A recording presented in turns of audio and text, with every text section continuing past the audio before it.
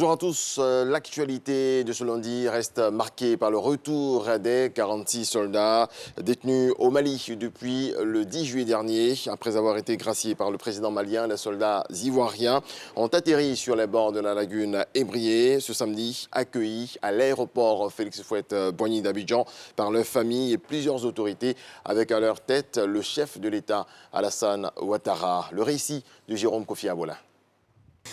Ils sont bien de retour au Bercail, à la suite de leur libération par les autorités maliennes qui les ont retenus pendant plusieurs mois sur le sol malien pour des incompréhensions alors qu'ils étaient en mission. À leur arrivée à l'aéroport Félix Houphouët-Boigny de Port-Boué, la pendule marque 23h45. Les 46 soldats ivoiriens, qui viennent s'ajouter aux 3 autres libérés plus tôt, regagnent ainsi leur pays sain et sauf. Un retour dans l'honneur, vu que c'est leur chef suprême, le président de la République Alassane Ouattara, qui les honore par sa présence à leur accueil. Pour ces soldats, la joie de retrouver leurs familles respectives ainsi que leurs frères d'armes est si grande et les mots pour l'exprimer s'avèrent insuffisants. Nous sommes très heureux et soulagés de retrouver la mère patrie. Je voudrais exprimer au nom de tout le groupe notre profonde gratitude pour tout ce qui a été entrepris pour notre retour au Bercail. Nous voudrions adresser nos remerciements à toutes les autorités ivoiriennes, avec à leur tête son Excellence, Monsieur le Président de la République, chef suprême des armées. Pour le ministre d'État, ministre de la Défense, Téné Birahim Ouattara, c'est un grand moment de retrouvailles. Je suis un homme heureux ce jour. Heureux parce que cela fait bientôt 6 mois que les Ivoiriens étaient dans l'angoisse.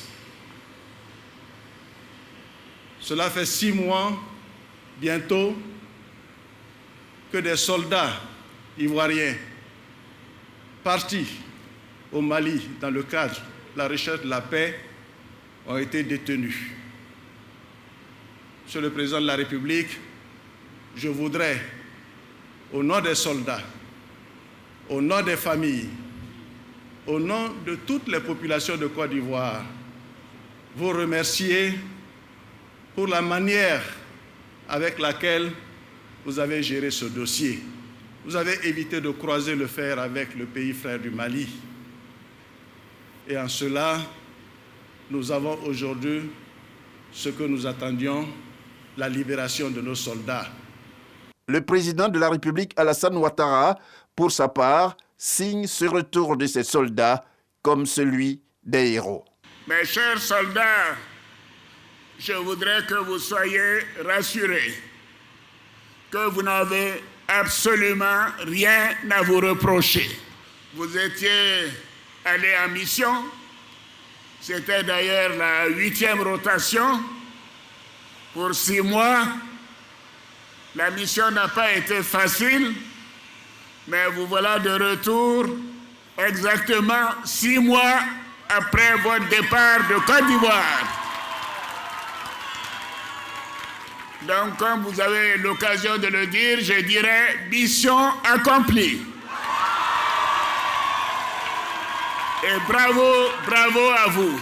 C'est sur mes instructions que nos jeunes sont allés au Mali pour apporter la paix à ce pays frère et ami. Et voilà que malheureusement, pour des problèmes administratifs, une terrible incompréhension s'est installée entre nos frères maliens et nous. Aujourd'hui, ils sont de retour. Et je dois dire que ce sont des héros. Bravo à vous, généraux. Constant dans sa ligne, en tant que digne héritier de feu le président Félix Houphouët-Boigny, le président Alassane Ouattara salue le dialogue à travers la diplomatie diligentée par l'ONU ainsi que la CEDEAO avec la contribution notable du président togolais Faure Gnassingbé. Je voudrais saluer tout particulièrement mon frère le président Faure Gnassingbé, qui s'est totalement dévoué à faire en sorte que nos soldats reviennent à la maison. Mais je salue également mon jeune frère, mon fils, le président Ambalo, président en exercice de la CEDEAO, qui n'a ménagé aucun effort pour mobiliser la CEDEAO, l'Union africaine et le monde entier pour le retour de nos soldats en Côte d'Ivoire. Je remercie tous les chefs d'État, non seulement de la sous-région, mais du continent et même au-delà, qui se sont impliqués pour que cette incompréhension soit levée. Je salue bien évidemment le secrétaire général des Nations Unies, qui s'est intéressé au cas de nos soldats et qui a apporté les clarifications nécessaires. Mais voyez-vous, quelles que soient les incompréhensions, les frères arrivent toujours à se comprendre et à se retrouver. Et c'est ce qui s'est passé avec nos frères maliens. En terminant, le président Alassane Ouattara indique que sans dialogue, il n'y a pas de paix. Sans paix, il n'y a pas de développement. Et le développement, pour lui, passe par l'entente parfaite entre les différents États, conformément à la promotion de la coopération qui les lie fortement. Voilà, dénouement heureux donc dans l'affaire des 46 soldats ivoiriens. Dans le reste de l'actualité, Haïti s'enfonce toujours davantage dans la crise. Le pays ne compte plus aucun représentant élu au plan national. C'est aujourd'hui que s'achève le mandat des 10 derniers sénateurs que compte le pays. La faute à la non-organisation des élections depuis plus de 6 ans maintenant. Et dans ce contexte actuel où ce sont les gangs qui ont la maîtrise du territoire, organiser des scrutins rapidement est impossible. Des centaines de partisans de l'ex-président brésilien d'extrême droite, Jair Bolsonaro, ont envahi ce dimanche 8 janvier le palais présidentiel, le Congrès et la Cour suprême à Brasilia. Ils ont même saccagé les locaux. La police a repris le contrôle des lieux plus de 4 heures plus tard. Voilà, c'est la fin de ce point de l'actualité. On se retrouve à 7 heures.